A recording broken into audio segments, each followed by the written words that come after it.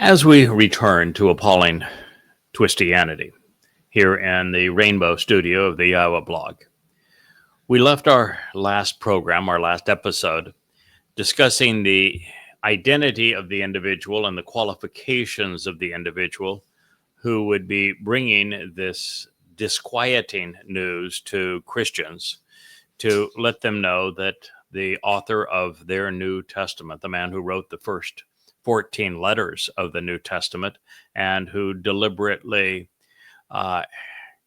brought Mark and Luke into his posse for the express purpose of those two Gospels and the book of Acts, and therefore the man who created Christianity, because all of those books were written before any other, was a complete fraud.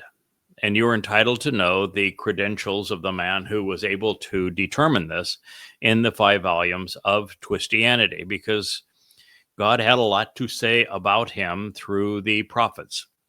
And the earliest declaration of him was likely scribed by Moshe, as he and Dode are both mentioned by very descriptive titles or names in the Torah. But then we find Dode writing the 14th Mizmor, which is a word picture, introducing the concept of a choter. And he is telling us that this choter is going to be a rather exceptional individual. And in particular, he is going to be Chokmah. And Chokmah may be Dode's most descriptive attribute, most important attribute, and something that is quite unique about this individual and something he shares with Dode. Since choter means secondary stem of a main branch, Dode being the main branch, since choter speaks of a sucker that gives productivity to a stump so that it can be fruitful and productive again. It is germane to know that last time I checked, sticks, twigs, suckers, shoots, and branches do not have the capacity for a spirit, nor the capacity for intelligence or understanding or being a gabor, which is to be bold, but people do. And last time I checked, a branch or stem was incapable of writing a sign, and that is what's attributed to this choter. So it might be appropriate to, as we recommence in this text, to recognize that we really have one of 3 options as we move through this material, because this isn't a happenstance. The entire 11th chapter of the boldest of the prophets, Yahowah, is devoted to a man with the 7 spirits of YAHOWAH who is called the choter. And this is the same title that Dode, 300 years earlier, the king and Messiah, our Savior, wrote about, devoting the entire 14th mashal, proverb, or word picture to this same individual. And this means that you, as a listener, have a choice. You can say that God inspired Dode and then Yahowah to write of someone that was evidently supposed to be uncommonly intelligent and bold, who would play a major role in the last days in bringing his people home, but that such a person really never exists, that there was nothing God actually was going to do to change the wayward nature of his people, that after 2,500 years of not finding anyone that would listen to him, God was just going to let the bad times roll.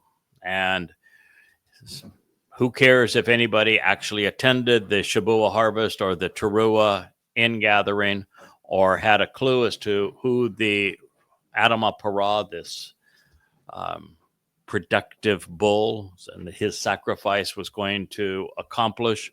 Who cares if there was anybody there to welcome Dowd back as the king? So that's one option, is that when God inspired his beloved son Dowd to speak of the Towrah, and then the most prolific of the prophets, Yeshayah, to address him, also in a full chapter devoted both times to him, that he was just kidding. There really isn't such a person. God was just going to let the fact that there was no one who knew him and therefore would attend the last four Mikre play out as it would be, and he was just going to destroy the earth when he's all done. That's one of your options. Another option is to recognize that the person who is bringing this to your attention and who is mentioned in perhaps as many as 1,000 other references similar to this by different names and titles, is the very person that this discuss. And that the guy that reintroduced Yahweh's name to his people wrote 35 books under the title Yada Yahowah, and who is the one who determined that Dowd really is our Savior, who has returned as he had attested to fulfill Pesach, Matzah, and Bakurim, and the one who is the first to assess the 5 conditions of the covenant and the intent of each of the 7 Moed Mikre, as well as develop an accurate timeline of God's plans, that he is that guy. Seems rather obvious, so that's one of your options, and then you can listen and see what he has to say that is a benefit to you. The third is that, well, this is talking about somebody else. And if it's somebody else, then let's hope that that individual also has reintroduced Yahweh's name, that has written a bunch of books based upon their translations, stripping the text of the Masoretic diacritical markings and returning to the oldest witness of the Dead Sea Scrolls, and has done so in an amplified manner so that you can validate the translations and verify them as being accurate, and that has also come up with 1,000, maybe 10,000 insights that are pertinent to forming a relationship with Yahweh. Perhaps there is somebody out there like that. And if there is, I am not certain he would say anything different than I'm saying to you. And if there is, why don't we know of him? But those are your 3 options. You can choose whichever you want. But this is what God said of this individual: a choder, a shoot, a secondary branch, and a sucker from the fallen stump. Choder, a stem or smaller branch that is a secondary source of growth, will be extended for a limited time. Yatsa, the term for extended, is the same word that God used for the Exodus. Yatsa will be extended to draw out for a limited time. Now, if this person is being extended, and we're reading this in the text of Yeshayah, who do you think it is that is extending him? Yahweh. That would be Yahweh. That would be a good answer.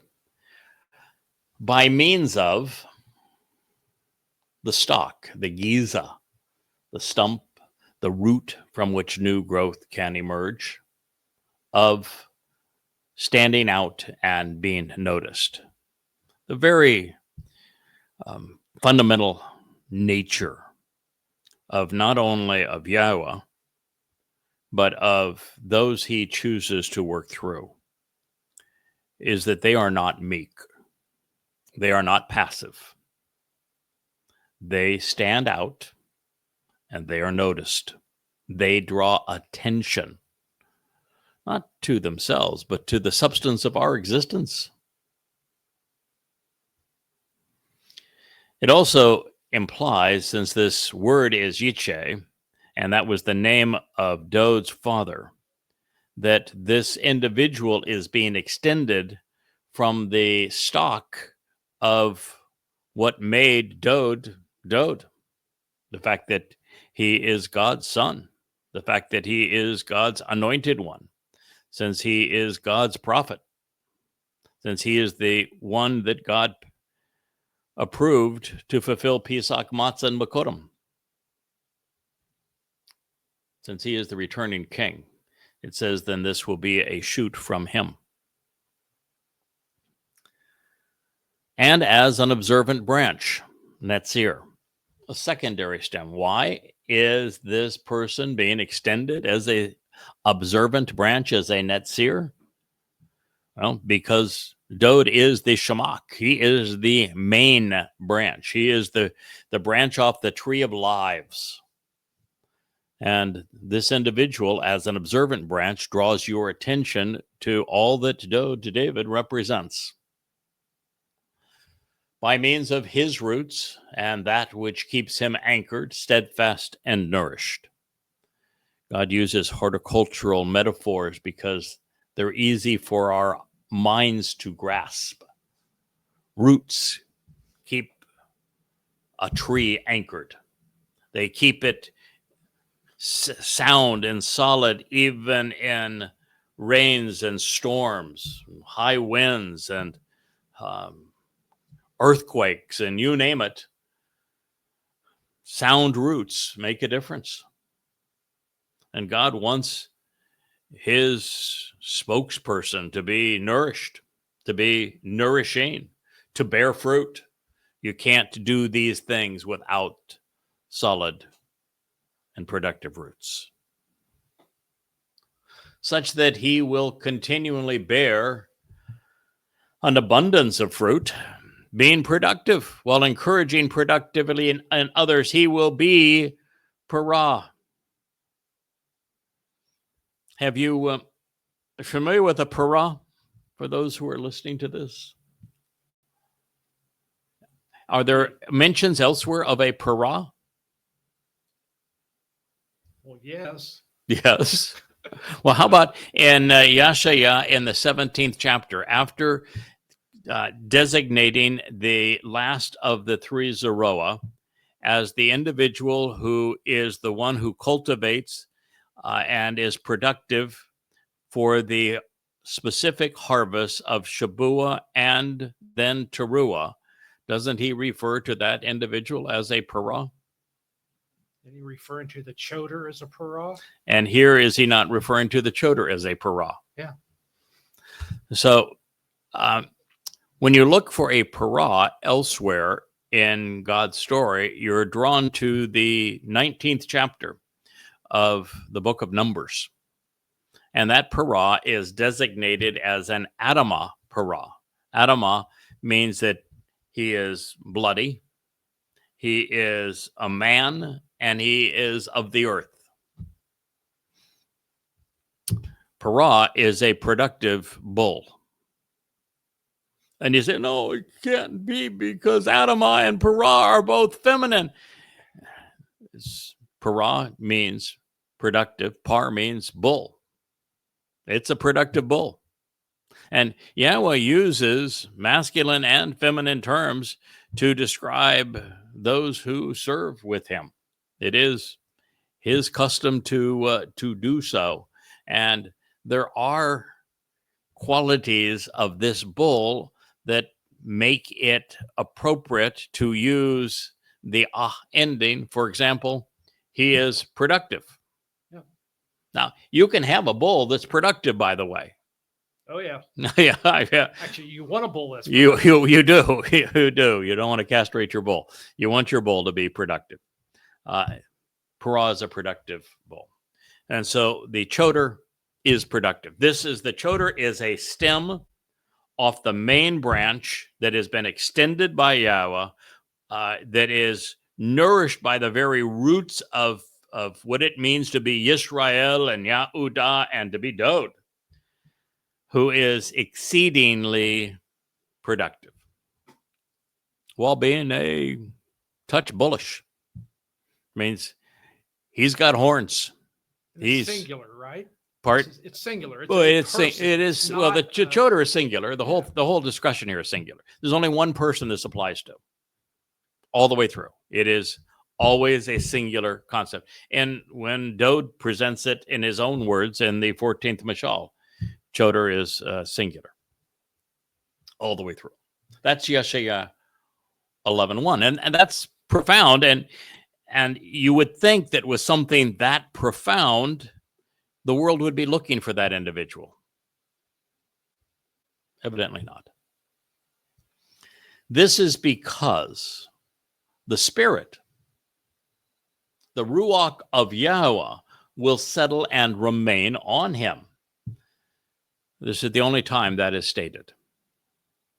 The Yahowah will describe his Spirit coming on certain individuals, such as Moshe.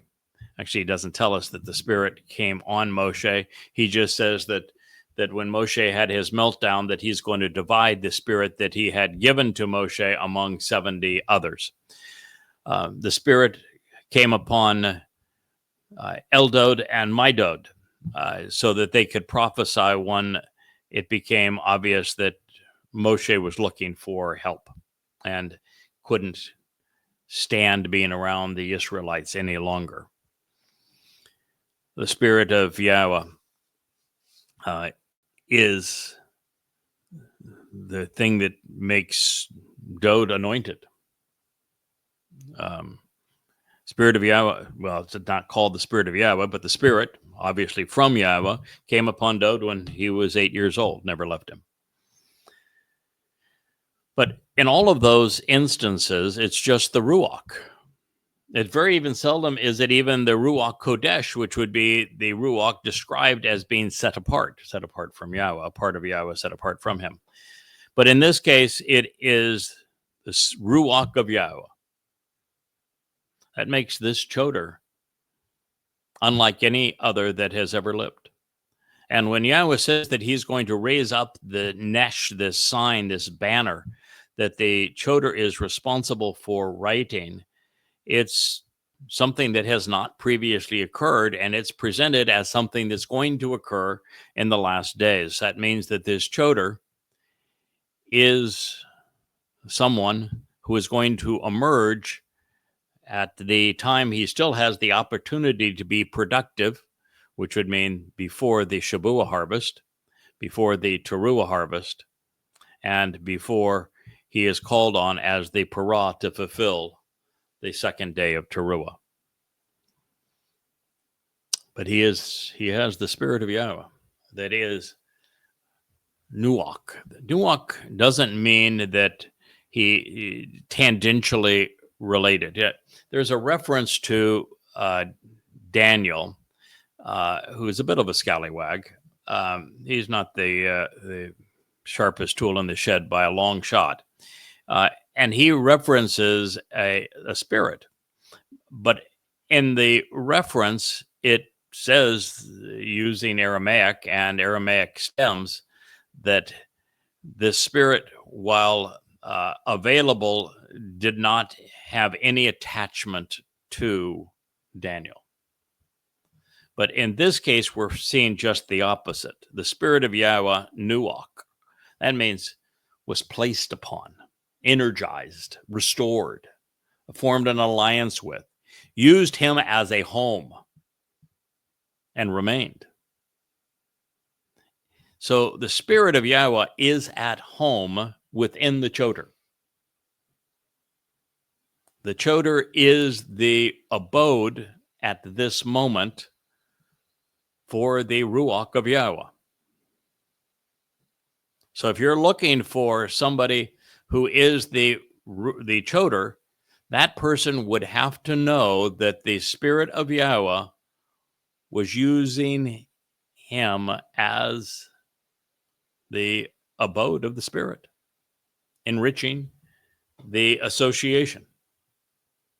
Now, if there's anybody else out there, please shoot me their email. I'd like to know them. God doesn't say that there's two of them, though, or three of them, or four of them, or a feminine variation of them, or one maybe that works as a chef someplace in Europe. Nope. He says there's one of them. But there are 7 spirits that are associated with this individual. The first is the Spirit of Yahowah. The second is the Spirit providing the capacity for intelligence, for comprehension, for mental aptitude, for wisdom, for the technical expertise to do what is required to process information such that insights can be derived. Chakma. So, Spirit of Yahowah, the Spirit of Chakma.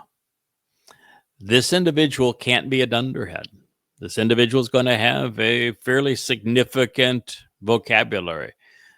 Sign of intelligence is quite often found in writing. They will have written numerous books. They will feel comfortable speaking extemporaneously to people. They will obviously have many, many unheralded insights that are derived as a result of not only their intelligence, but the material that they're studying. Somebody with the Spirit of Yahowah and the Spirit of Chakma is going to reveal things that have not previously been known and reveal enormous quantities of profound insights previously unheralded. And the Spirit of enabling understanding by making the connections to reveal these insights. Bina. Bina is from Bien. It is perhaps my favorite of all Hebrew words. I like Yada, knowing. I like Yada knowing to such an extent that I thought I was the one that was clever and chose Yada as my nom de plume and as an anonymous ploy to be used by Yahowah can anonymously in writing these books. And I was Yada for the first 10 years I did this until, well, then we find that most of the time that Yahowah was introducing this fellow, he refers to him as Yada. And he actually refers to the books that we have collaborated on together and calls them Yada Yahowah. So I thought it was really clever in choosing this until you find that, well, no, Yahowah chose it many, many years prior. It's okay. He's smarter than I am, much older than I am too. So it's not surprised that he came up with it earlier. But the reason I like Bina is that, and Bien, is that what it speaks of making the connections to understand. It's my favorite thing. It's knowing is great. It's so much better than believing. Somebody asked me, what do you believe? I said, nothing. I either know or I don't know.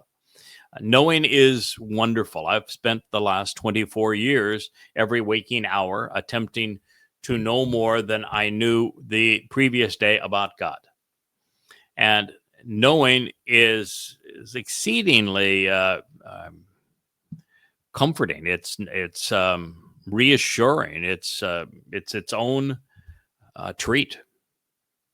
But there is something, I think, infinitely more powerful than knowing. And that's understanding. Yeah. You can,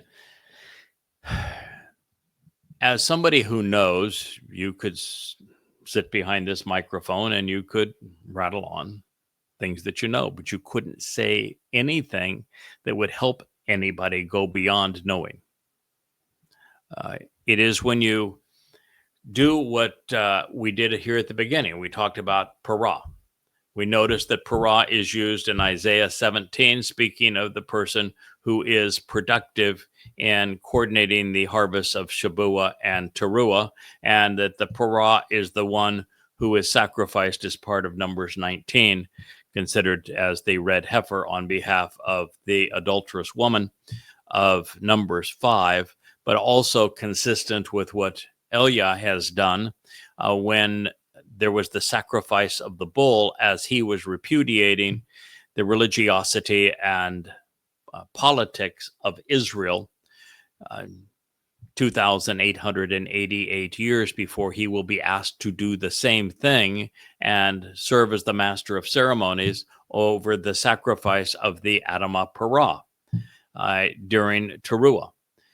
And so it is by making these connections that you, as a listener or a reader, can go from knowing that there is an Adamah Parah to knowing who the Adamah Parah is, to knowing what Yahweh is going to do with that Adamah Parah so that he can return with his beloved son on Yom Kippurim and then conduct the intended wedding and reconcile the relationship with his people.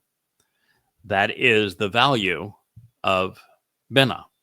So Chokmah is what helps you process the information quickly with a fast processor, if you will. And then Binah is what then happens to make the connections, to find the common denominators, if you will, so that you can go beyond knowing to understanding, which I would say that apart just from Yahweh's spirit alone, the Ruach of Yahweh, understanding is the most powerful force in the universe.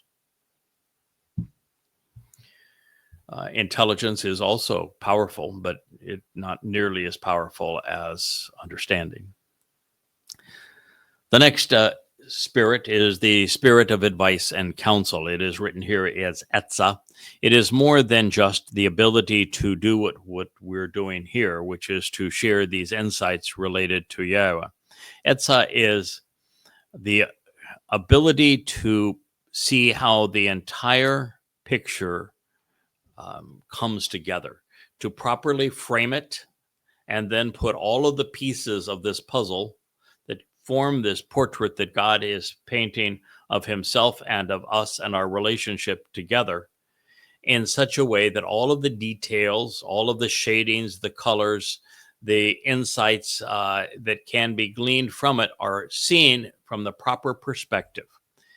And that we're looking at God's story correctly from beginning to end, so that the entire story for the first time can be told from beginning to end. You know, what is it about the creation account that applies to us today?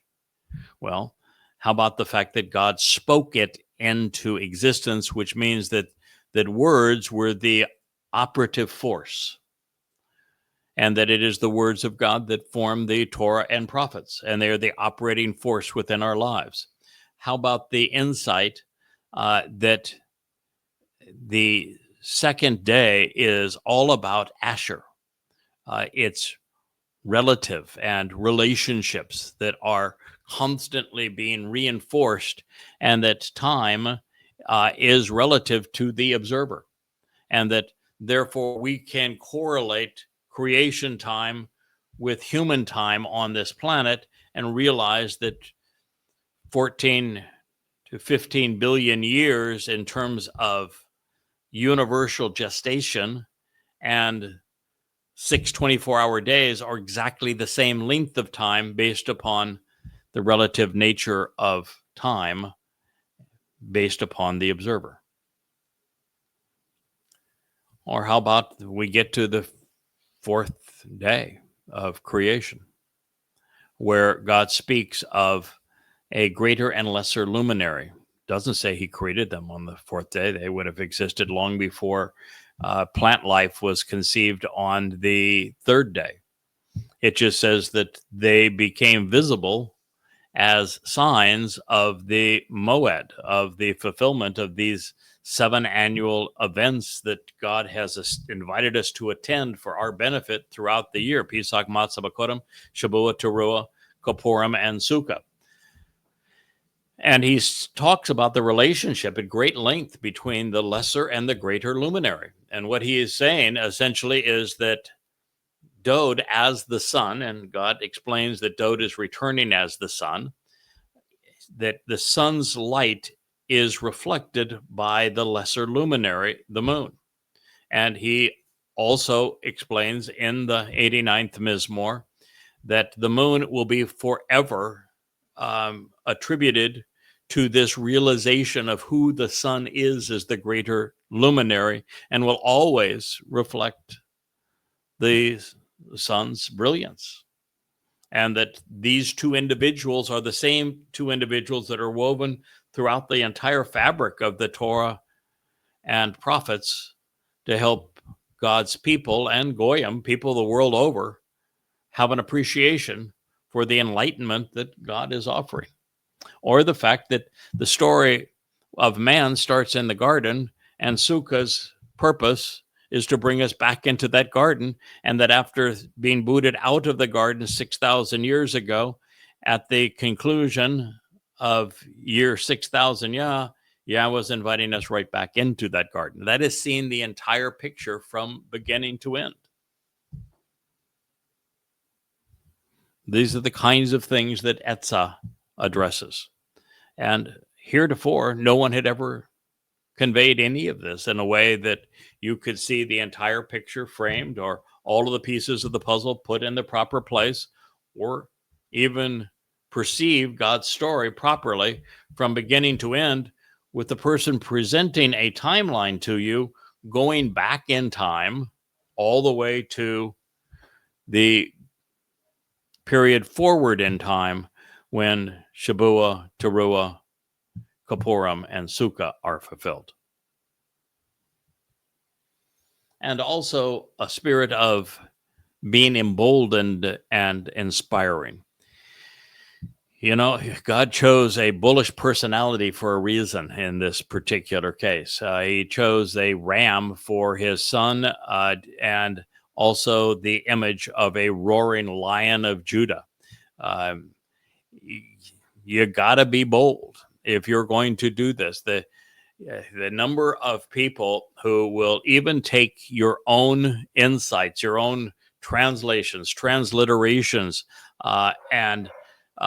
and then twist those things such that they attack you with them aren't many. Those who will attack you and condemn you because you are horrible for the religious and political business are many. You know, you go on X or Facebook as me, it's a tough journey. And you better be bold. You better be strong. You better be courageous, or this job can't be done. I'll just go back to the Exodus. The children of Israel were so belligerent and antagonistic to God. They told God to go away, to shut up. They never wanted to hear from him or see him again. Now, if you're dealing with people that obnoxious, that dunderhead in their approach, irascible, how are you going to prevail with them if you are not tough as nails, if you are not empowered and able to accomplish this mission? And if I may, Moshe, strong dude, man. Moshe had character. He stood up for the children of Israel in Mitzrayim, in Egypt. He stood up for the women at the well when the bandits came to rob them. We know that Moshe had character. And yet, we're not even 3 days out of Choreb. Well, even in Choreb, he broke the first set of tablets. He was so pissed off at his brother and the children of Israel, and for the golden calf episode, them being religious. 3 days out of Choreb, he's coming to God and said, "Why would you do this to me? You have me doing a job that nobody can do. These people are impossible. I want nothing to do with them. If you have any compassion for me, you're just going to kill me." So I would say, how is it then possible that somebody is going to prevail where Yahweh didn't and Moshe didn't? And we'll go one step further. Dowd won 66 battles defending Yisrael from those who, on the outside, were trying to destroy Yisrael. He even took down the giant that was attacking Yisrael with a single stone. But when his own people rebelled against him, starting with his own son, that was too much. He left Jerusalem. He couldn't deal with you either. So you damn well better be bold. This idea that the meek are going to inherit the earth. No, they're not. No. God's spirit is that of Gabor. It says right here, strong, courageous, empowered, able to accomplish the mission, perform the task till it's complete, not going to give up, unwavering.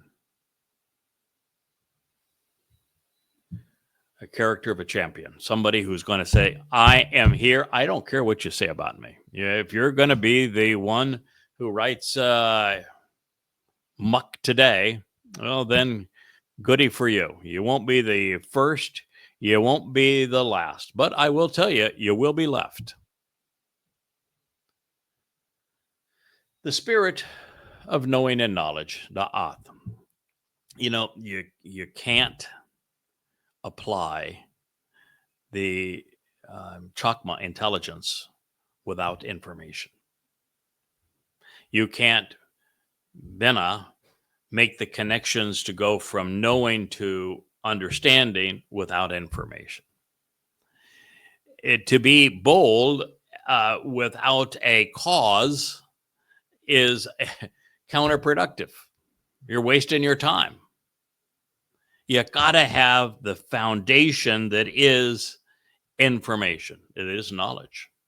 And you got to particularly know where you apply these spiritual gifts that are given to this one unique individual, this Towrah. And that is the Torah, prophets, and Psalms. That is where you go to know. I was having a conversation earlier today with Rich, who was the captain of the cables here for us. You probably heard his voice a couple of times during this program. And I looked to him when we're having a discussion. He's a lot friendlier than the camera that is tucked behind the teleprompter. So we were just saying that there is so many things that throughout this experience that I have deduced without having been explicitly told. And the examples that we were using is that once Yeshaya said the last Zeroah, cultivating the harvest, is in fact the parah.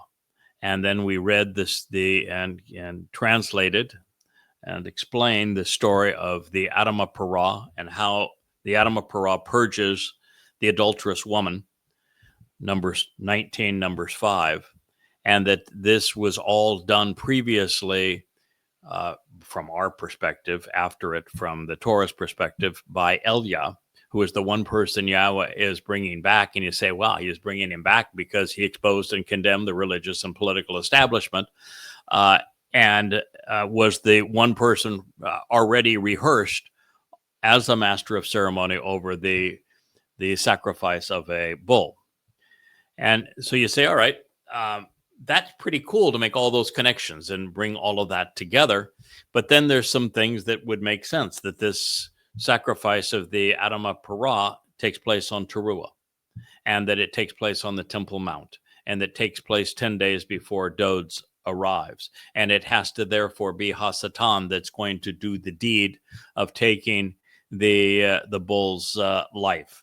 And that bull then is going to be put into the altar on the east side of a restored tent of the witness that is on a Temple Mount that is no longer featuring the scars of Alaska Mosque and the Dome of the Rock, and that it will face the Mount of Olives as a by design, which would be the stadium seats, and that that bull is going to be ignited, the flames, by Yahweh, and it's going to be showered in water so that it can cleanse all of those around, which means that Yahweh is going to release those showers of waters. And all while Eliah serves as the master of ceremonies. Now, that's a lot to deduce from the clues we were given. And yet I shared all of it with you.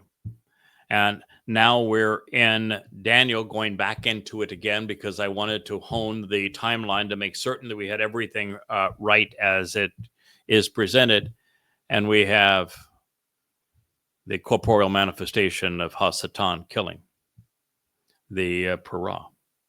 And we have the fires being ignited.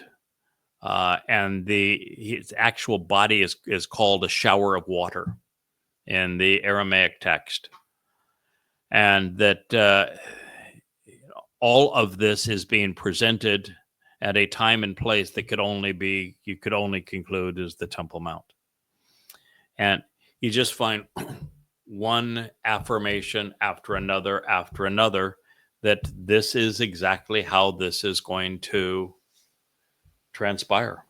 And you find that Solomon's speech regarding the Nakri, God's observant foreigner, which everybody that's ever studied the Torah and prophets knows that there is a whole series of prophecies regarding a person that's referred to as the Nakar and the Nakri, this observant foreigner.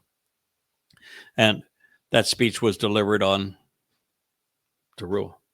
And it's Yashayah that tells us that the sacrifice of the Parah is on Towrah. Now, this is how you take knowledge and you process it through the Spirit of Yahweh so that you have intelligent deductions, rational, logical connections and conclusions so that you can see the entire picture and then have the courage, and it is courage, to lay it all on the line. And life for me here, I live on a beautiful island. I have a beautiful wife and a wonderful family and this home here. And I came in a sleek airplane and a beautiful boat. I didn't need this. I could have, I had a fine old time cruising around the islands. And with every one of the 1,000 insights that I have shared, I make myself vulnerable. Another idiot can go and try to pick that and try to find something that they can quote mine from some other place to say, well, it can't be true. Thousands and thousands of insights that I have written and shared with you, conveying the spirit of knowing and knowledge. And you better have thick skin if you're going to do it, because there's a lot of naysayers out there that are exceedingly jealous, have miserable lives, and are looking for something that they can do to tear others down to make them feel good by comparison. So it is a tough damn job. This last spirit is the spirit of Yirah. Yirah is a word also that I was unique on. It is almost always translated as fear, of terror. And so this would be saying that Yahweh gave the Towrah the spirit of fear, of fright, of terror. And what I learned really very early on is that Yara and Yare can mean either that, fear, terror, anguish, or it can mean to respect and revere, to view as awesome and be inspired by. And that the context determines which of those apply. And when it's applied to the spirit of Yahweh, it would be reverence and respect. And so what he's saying here, this person has the spirit such that they will revere and respect Yahweh, not fear Yahweh. You can't do this job if you're afraid of your boss. If you're afraid of your boss, you aren't going to write anything. You're not going to publish anything. You're not going to say anything for fear of being wrong and being chastised for it.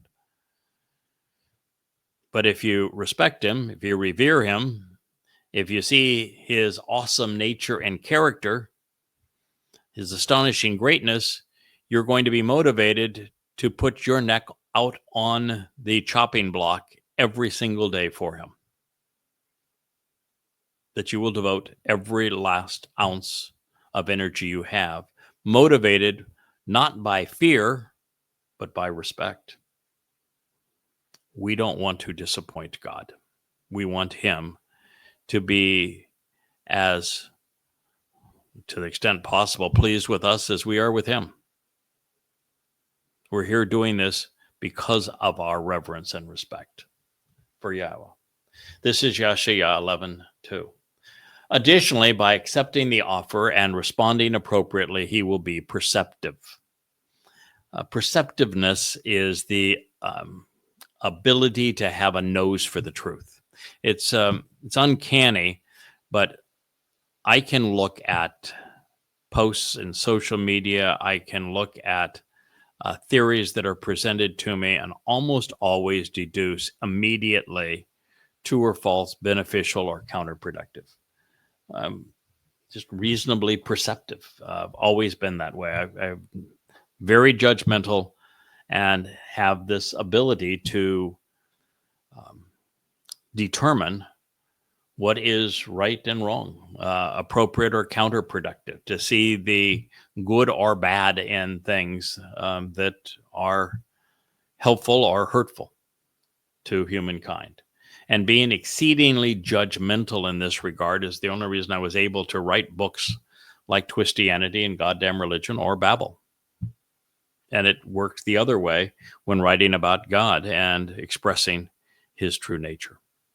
So by accepting the offer and responding appropriately, he will be perceptive.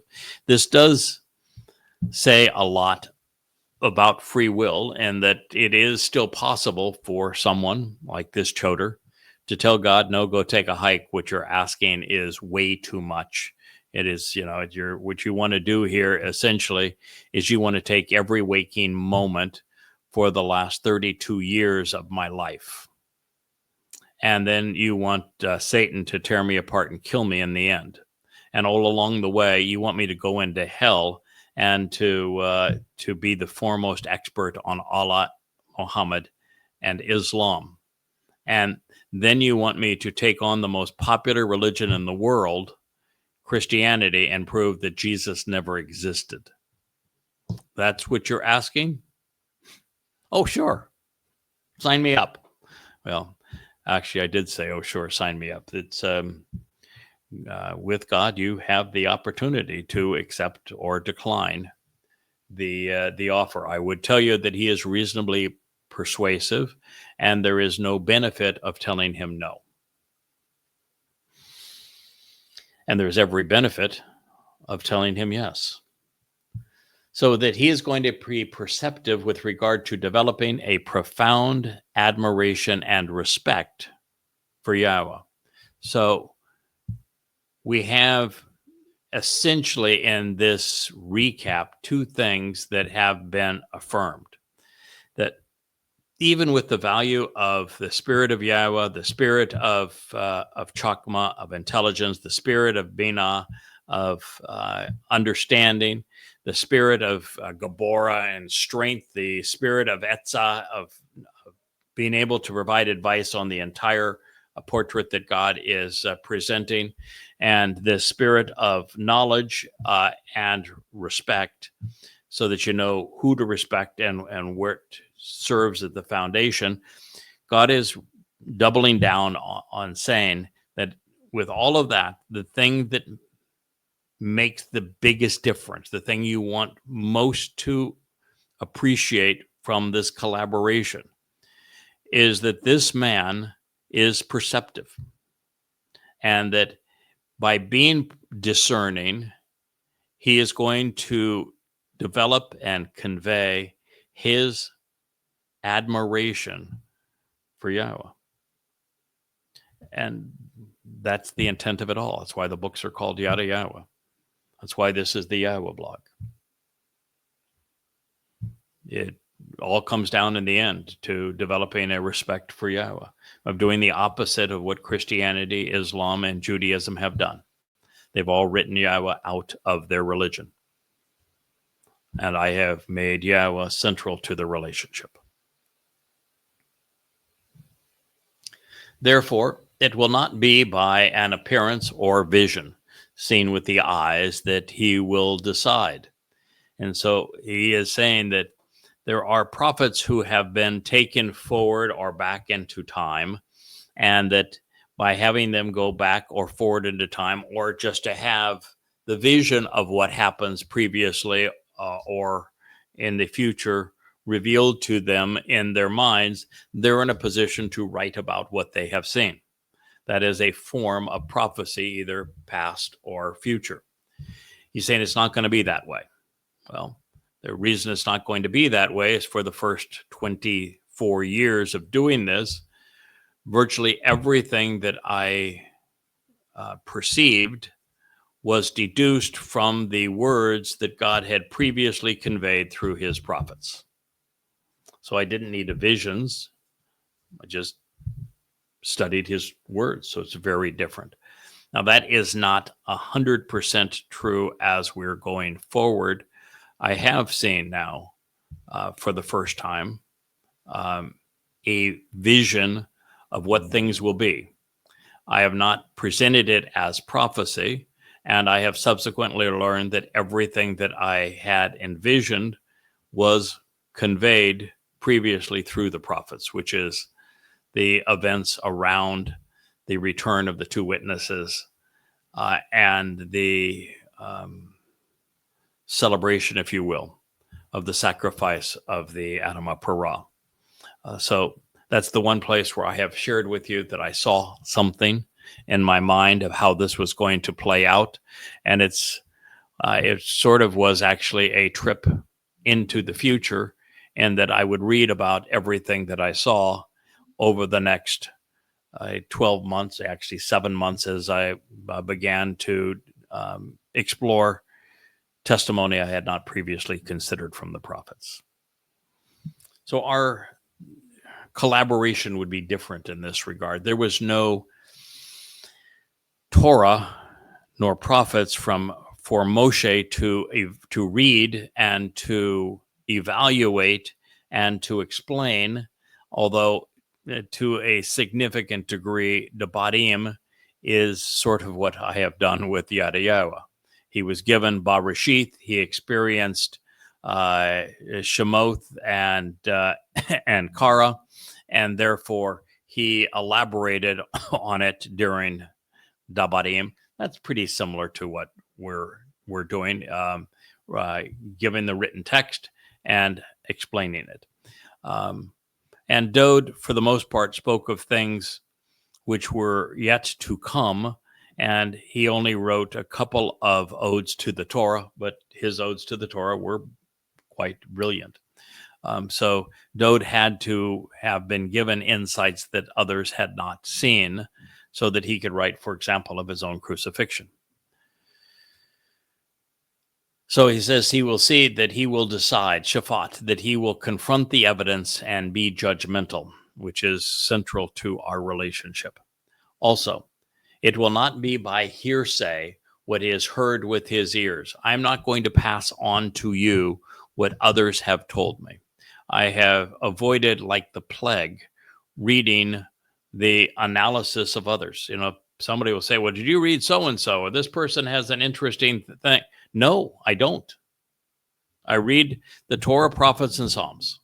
And everything that I say about God is based upon the Torah, prophets, and Psalms. Hearsay means nothing to me. If somebody says, I had a dream, I'd like you to analyze my dream, I'll say, nope, I'm not going to do that for you. So, no, there is no hearsay involved here. So it will not be by hearsay heard from his ears that he will make judgments or prove his arguments. No, I prove all of my arguments based upon the Torah, the prophets, and the Psalms. It says he will exercise good judgment. He's going to be judgmental. He's going to be really, really judgy. It also says that he's going to be the one that's going to be adjudicating. So that, just as a suggestion out there, I mean, you can make your own call, but since there is nobody else that has ever fit this depiction, and this says that I'm going to be judgmental, I'm going to be the one that adjudicates these matters, you probably don't want to challenge what we're doing together. It's probably not in your best interest to say have 60 posts under Q and pound your chest using insights, transliterations, and translations that you have learned from me to say, no, I'm going to try to just piss you off. Maybe not the best call. So he will exercise good judgment. He's going to be very judgmental, make lots of decisions, adjudicate the matters, and resolve disputes by being someone who seeks to be accurate, honest, and forthright, being fair and correct. No one, I don't think, who has ever written books has gone back and spent as much time correcting the books when, in fact, we learn something new. So we have striven to be accurate, to be honest, to be forthright, and to say this we know, this we don't know. And when we learn something new, something additional, we refine our understanding, we go back and we make those adjustments. So we have worked very hard to be Tzedek. In fact, everything related to Tzedek has been a celebration of this whole experience with YAHOWAH.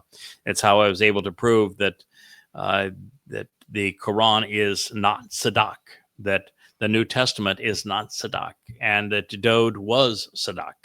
So Tzedek is the operative, defining, foundational term of our collaboration. I know what it means to be accurate, to be correct, to be forthright, to be vindicating. And I know how these things apply to Dode. I know how these things apply to YAHOWAH, and I know how YAHOWAH has had them apply to our collaboration together. With regard to opening the doorway for the discerning, in this particular case, YAHOWAH is giving the choder a little too much credit. It's kind of YAHOWAH's style, but it was Dode, his son, that opened the doorway. All I'm really doing is revealing to you that Dode opened the doorway by fulfilling Passover. So do you get an attaboy for saying, yes, Dode is the one who opened the doorway by fulfilling Passover. It is the doorway to life. And you ought to follow him through. Do you get an attaboy for being the first person to figure that out and to share it? Probably. Does it do Dode any good to have fulfilled Pesach if nobody knows about it?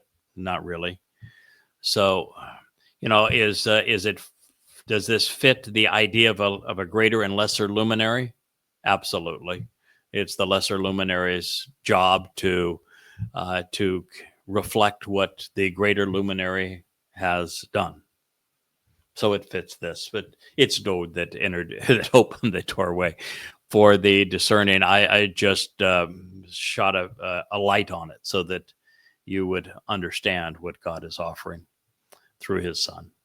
It says he will provide proof using sound arguments. He is going to be a person who is evidence and reason driven. He is going to judge, be correct, and engage in dialogue that is both confirming and condemning, depending on what choice you make. So if you bring something that you have deduced from something that you've translated or if I've translated, and I find it to be consistent with everything I've learned from God, I'm going to commend you for it. And if you say something that's counter to what I know that God has conveyed, I'm going to condemn you for it. And if you don't like that, then just stay away, I guess is the best answer, is just to stay away. I'd rather be corrected than condemned. I would rather be, yes, if I'm wrong, I want to be corrected. Yes. That's my my strong preference. And I think, well, we had this idiot today that went off the deep end, tearing off his shirt so that he could do videos on how on how big a nincompoop he is. And it was when I corrected him for something that he had said that evidently he didn't like being corrected. And I even did so nicely. But nonetheless, we digress. You need, in this doing this job, you're going to wield words wisely. You're going to offer proof and evidence and make conclusions based upon reason and logic. Then it says, with everything out in the open, doing so fairly. This is a unique aspect of my style. First of all, every book is offered in its entirety for free. You can't make things more out in the open than that.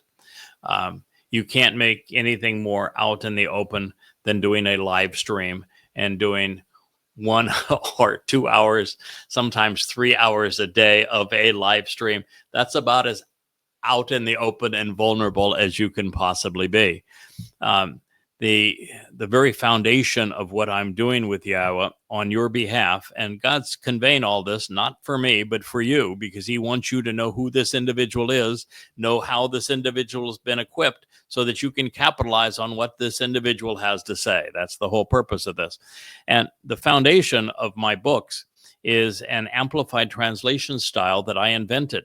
And it is the first translation style that is not only open, but everything fairly presented, words up, if you will, on the top of the desk as you read these books, because I take the most generic form of every word and I present it within a parenthetical after a bold statement of what God has conveyed, such that you can copy and paste that word into any lexicon or Hebrew English dictionary to validate that the translation is true.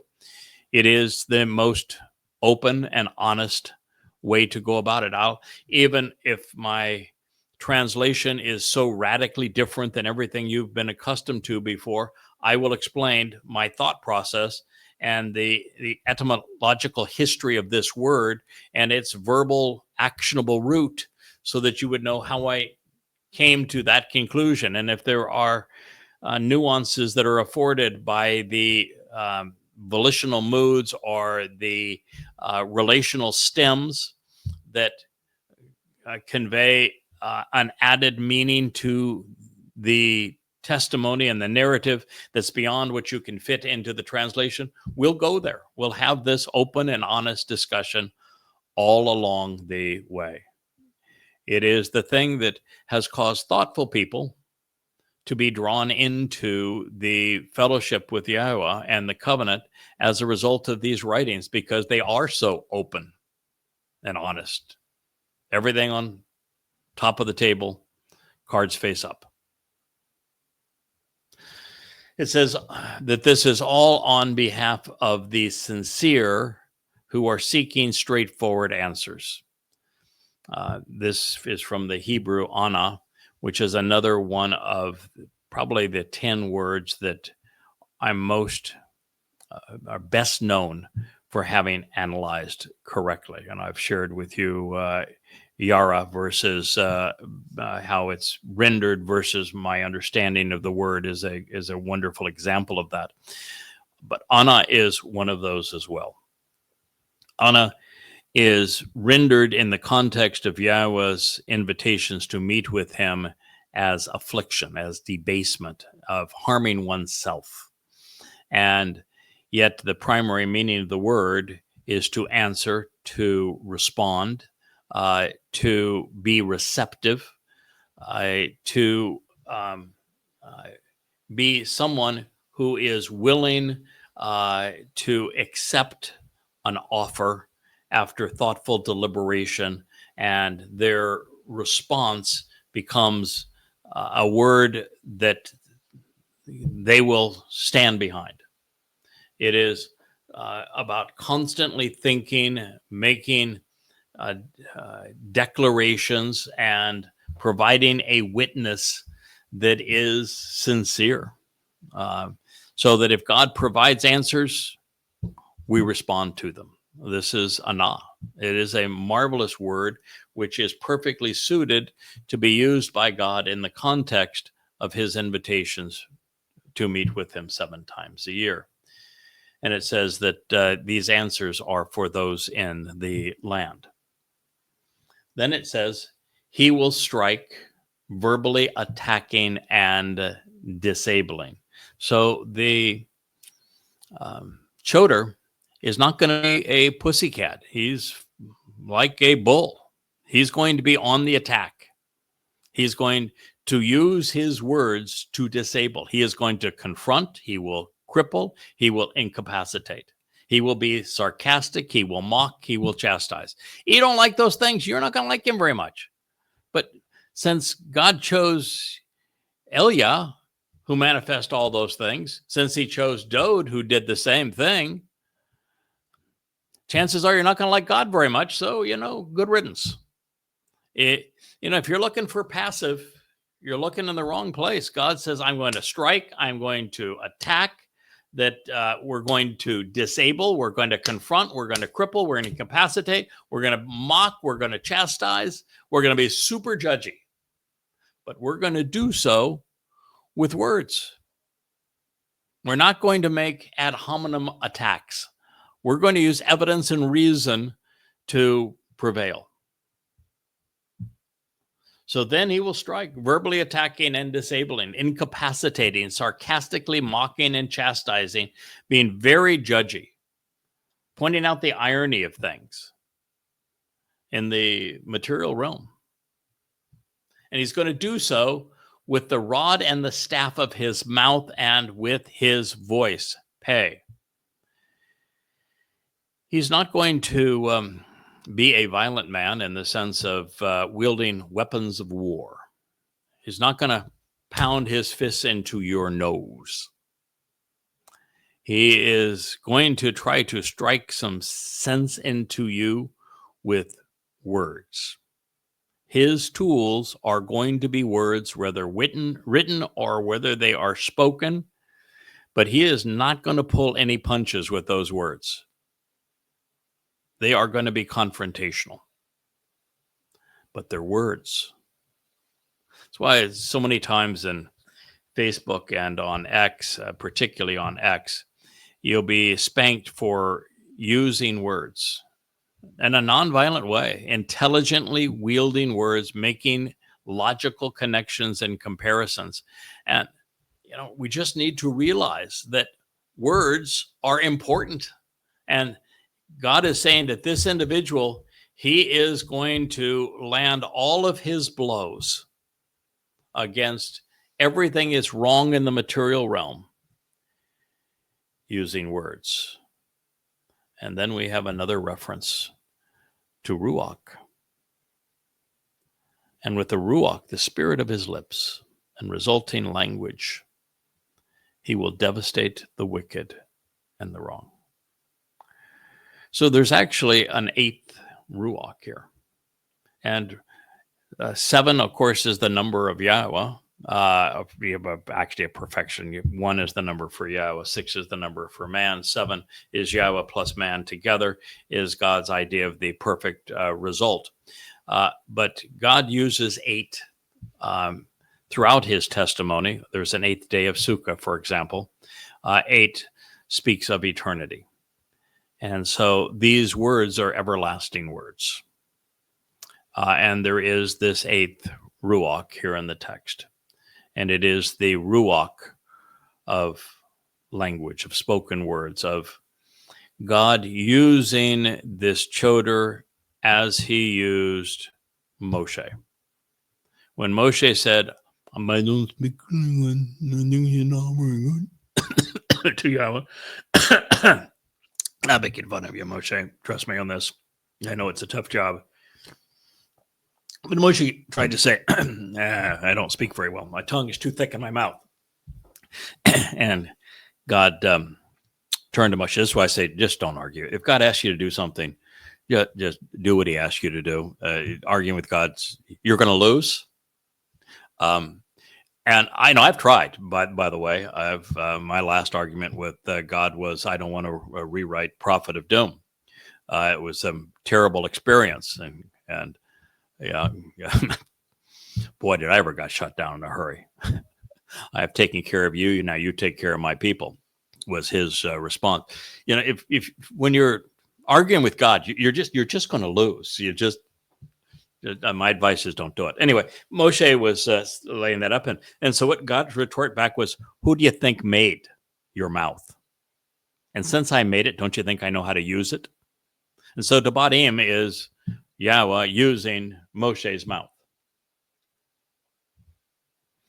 The Choder here is, we're being told that the Spirit of Yahweh is controlling his lips. You're witnessing the fulfillment of this prophecy. And he's not saying that the Spirit of Yahweh is going to be, again, sweet and loving and meek.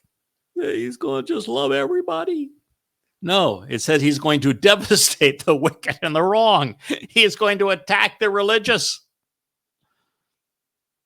His words are going to be caustic. His words are going to destroy. He even uses the word for muth. Have you heard the word muth in Hebrew? You know what muth means? To kill. He is going to kill the religious. Yeah, might as well. I mean, Yahweh delegates everything. And if you're religious, the best hope you have. This is actually good news for you if you're religious, because the best thing that could possibly happen to you if you're Rasha, religious, is to be killed. Because you can't have a relationship with Yahweh. So you can't live forever with him. And so the only other option for you is to spend eternity in hell. You want to be killed by the Choder's words so that you don't go to hell. But yes, it's the Spirit of Yahweh here on the lips of the Choder is to devastate, destroy, and yes, kill the religious with words. Now, there is a time, I will tell you, where now the Choder's words through goddamn religion, 5 volumes, through the 5 volumes of Twistianity, through the 3 volumes of Babel, definitely kill the myth of a Jesus Christ or of a Paul writing an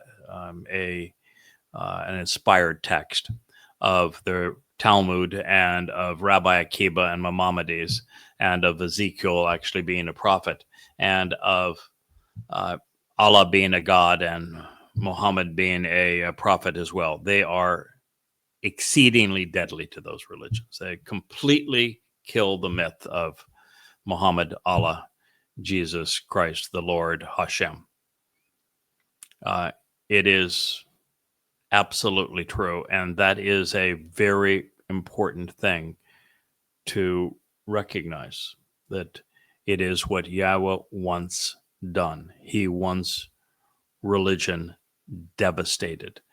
And part of the reason for that is that his son fulfilled Pesach, Matzah, and Bakodim. And it is these religions that have piled their trash right on top of that, so that the truth is hard to see. So you have to destroy the religious texts for you to have any appreciation of what God has done. The first condition of the covenant is to walk away from Babel, which is this integration between religion and politics to confound and to confuse.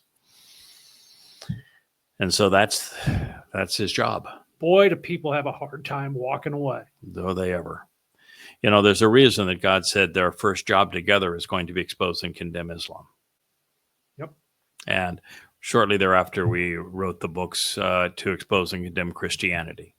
Until you know what's wrong, you're not in a position to know what's right. God didn't reach out to Abraham until Abraham and Sarah had left Babylon. So that's the truth. He didn't reach out to Moshe until he had left Mitzrayim, Egypt either, didn't he? They didn't reach out to me until I'd walked away from religion and politics too, and I was very involved in both of them. But I had rejected both. So God is not here to be the God of religion and politics. He wants his spirit to work through his children to ravage them, to destroy them, to kill all religious myths. God wants to damn Jesus. He wants to damn Allah. Yahweh, as God, wants me to kill Allah and Jesus. That's a pretty tough thing to say, but that is absolutely true. And by the way, kill Hashem while you're at it. And the Talmud, the New Testament, and the Quran. Obliterate them, kill them, destroy them. They all got to go. They all have to go. And it is the best thing that you could possibly happen, because for those who have been the biggest advocates of these plagues, they aren't going to have that luxury. They are not going to die. They're going to spend their eternity in Sheol. And so the best thing you could ever hope for is for God's work through the Towrah to kill you, so that your soul doesn't endure an eternity in Sheol. But with this Towrah, one of the things I wanted to say is that he is one of the two witnesses along with Elia. And when Elia and I return, our words will be deadly. If you have come to do what so many have tried to do, to denounce Yahweh, to promote Jesus or Allah or Muhammad or the Torahless one at that point, Donald Trump, if you come to advocate on behalf of Marxism or MAGAs, our words are going to incinerate you. Literally, kill you. So you may want to think that one through as well. That's Yeshaya, Isaiah 11:4. It says, being right, correct, and honest will be the belt around his waist. Will gird him. Will clothe him. Will adorn him. You know, the Yeshaya, the most prolific of the prophets, speaks of this man from Edom. Now, the man from Edom and the Nakar, the observant foreigner, are obviously one and the same as the Towrah as well. And he says that this man from Edom is dressed appropriately and that he will save many. And this is Yeshaya saying the reason he's dressed appropriately is he's girded around his waist with trustworthiness, with being a restoring and reliable witness, emunah, with integrity and dependability, such that his testimony is real, it's genuine, it's steadfast, it's truthful, it's honest, it's valid. All of this is from Aman, which is to support that which is trustworthy and reliable. All of you nitwits out there that say amen after a prayer, amen is the name of an Egyptian god. Aman is the word. The word means to be trustworthy, to be reliable, to be true, to be valid. And when you're speaking religious nonsense and praying to a god, you're spewing nonsense, so you might as well be praying in the name of the Egyptian god. In the name of God, amen. You're right there. You got that part right. It's just that it's dead ass wrong. So the trustworthy and reliable nature of his witness is how this man, the Towrah, is girded. By the way, stems don't dress. So he was still talking about a man, masculine singular, all the way through here. He is a reliable witness. And it will be the band that is girding him. It's the belt around his manhood. It makes him such that he is invigorated and productive.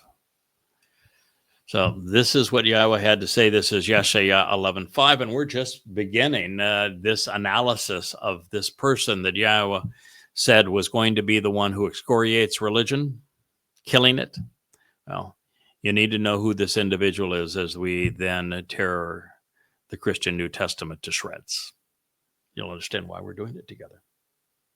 So I want to thank you for listening. It's been an interesting episode of the YAHOWAH blog here in the Rainbow Studio. We're looking forward to being with you next time as we do another program from the Rainbow Studio. And I am the Choder, your host, Craig Winn.